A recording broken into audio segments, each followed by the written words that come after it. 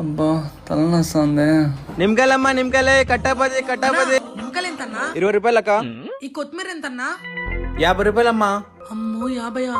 మా లాంటి వాళ్ళు అసలు ఎలా బతకాలో ఏమో. పద్దన్నింటికి తలనొప్పి తగ్గడం లేదే.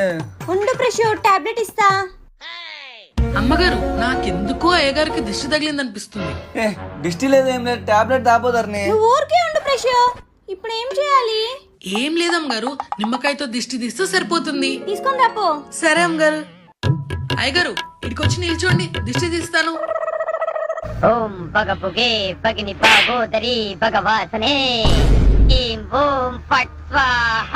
ధర్ని కొత్తిమీరతో ఎవరైనా దిష్టి తీస్తారా? నీకేం తెలియలే ప్రెషర్. నాకేం తెలుదులే.